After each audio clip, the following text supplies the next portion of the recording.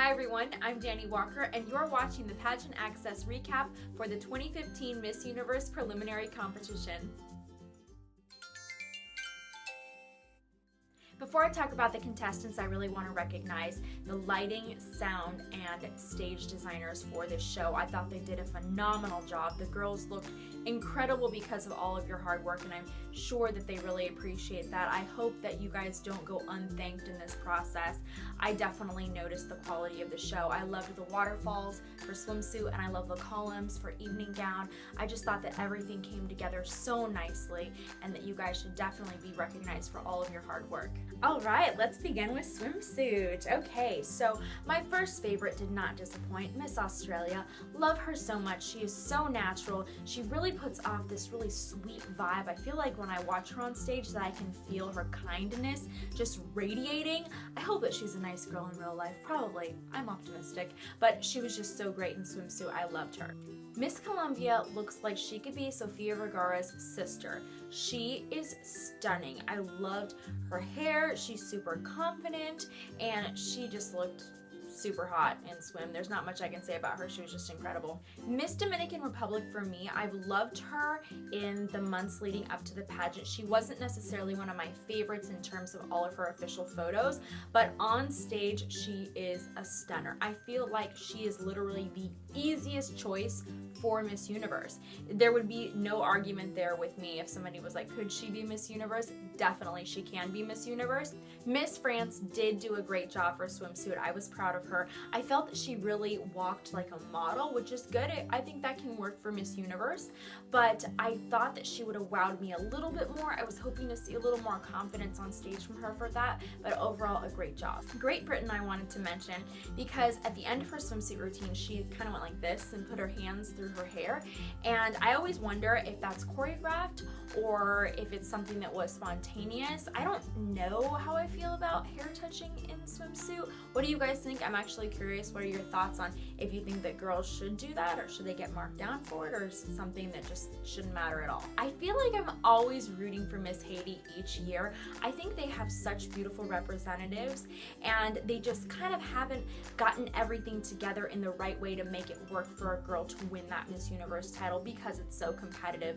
For whatever reason, Miss Haiti doesn't usually place, and I'm waiting to see one of them place, and I think this year Haiti does have a really great shot at doing that.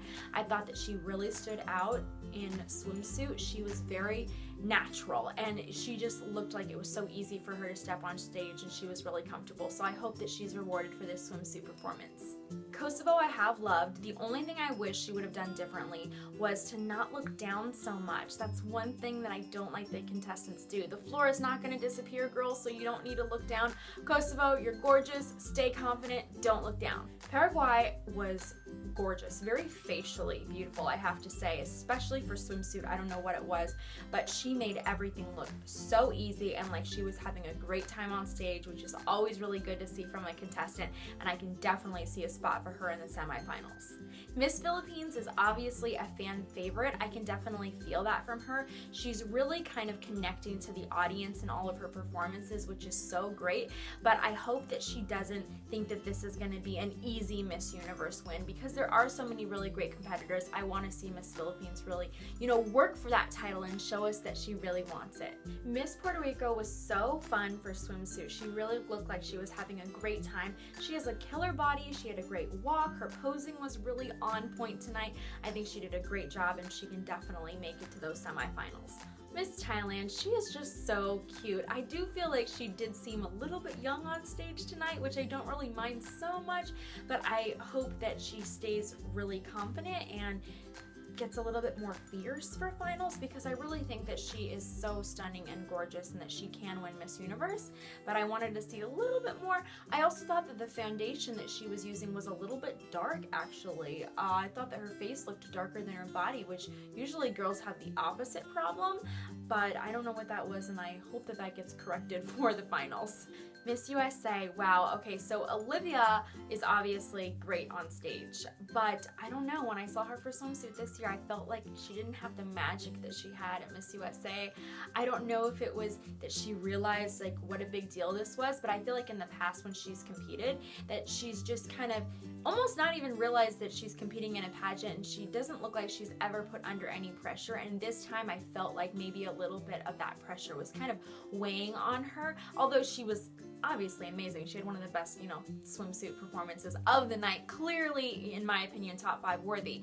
But I just hope that she has more fun on stage for finals.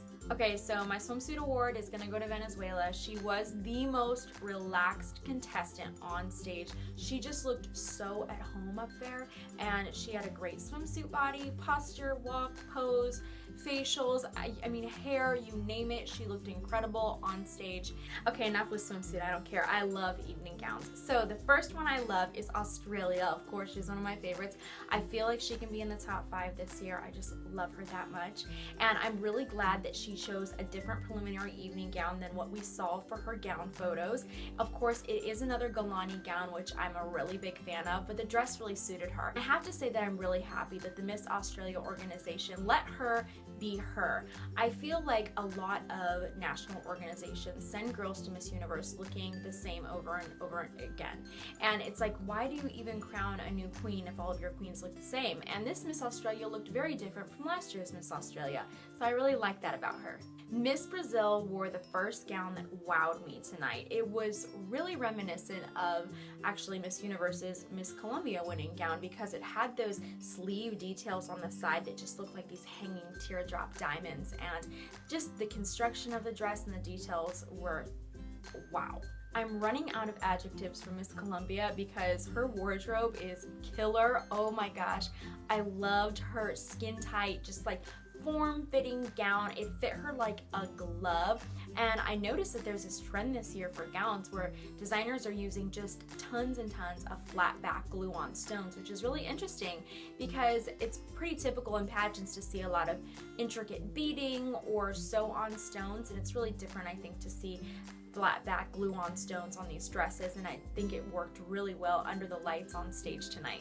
Dominican Republic wore a jaw-dropping gown tonight. It was very reminiscent of the gown that Miss Puerto Rico wore when she won Miss Universe in 2006.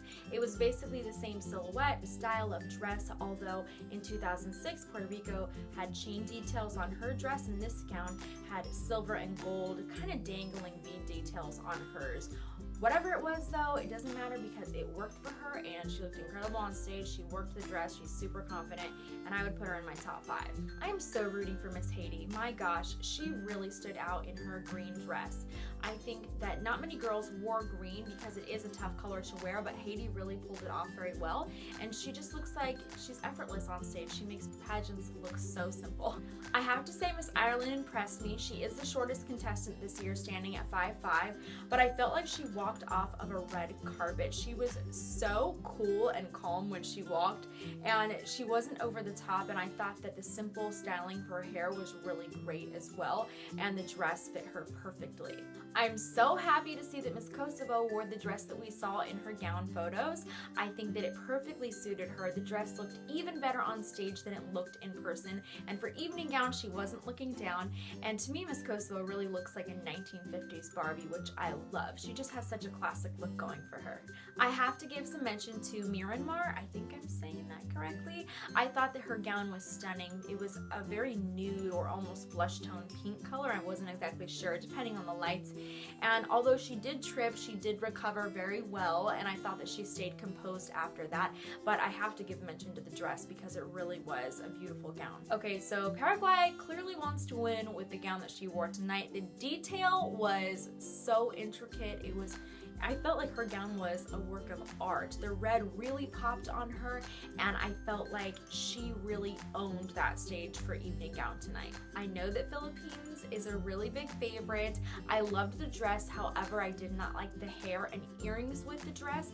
I thought that that hairstyle with the earrings made her look a little bit dated, and it made her look really mature for the Miss Universe competition, and I would have liked to seen her in a more modern look. Russia is so beautiful, but I really wish that she she would have smiled more for the competition. I don't know if she's nervous or if she's just a serious type of person, but I just really wish that we would see kind of like a more happy look for her on stage. I love Miss Thailand, oh my gosh, and that she wore a dress with a cape. I love dresses with capes, and she was one of the few girls who wore a white gown, which you think is pretty common in pageants, but not so much actually at Miss Universe. We do see a lot more metallics than we see white gowns, and the fit of the dress was stunning, and the fabric that she was wearing, it was like a silk type of fabric, which is nearly impossible to wear. I mean, you have to have a almost perfect body to pull off a dress like that, and she really did pull it off. I do wish that they would tone down the hair a little bit for finals. I thought that the hair had a little bit too much product in it. That's the only thing that I didn't like about it. Olivia Jordan, Miss USA, did not disappoint for evening gown tonight.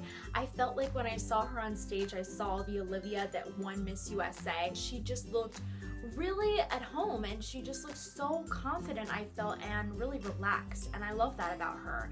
And let's talk about the gown too. The dress itself was fitted to perfection, and the overskirt was a really great addition to that. I like that the dress didn't really have much rhinestones on it. The only thing we saw was a little bit of rhinestones on the straps of the dress. That was so great because Olivia has always done really well with simple dresses. We don't see her in fully beaded gowns. She doesn't need a lot of stones and glitter to cover her up. She is more than enough, and she did a great job tonight representing the United States. I'm so excited for her.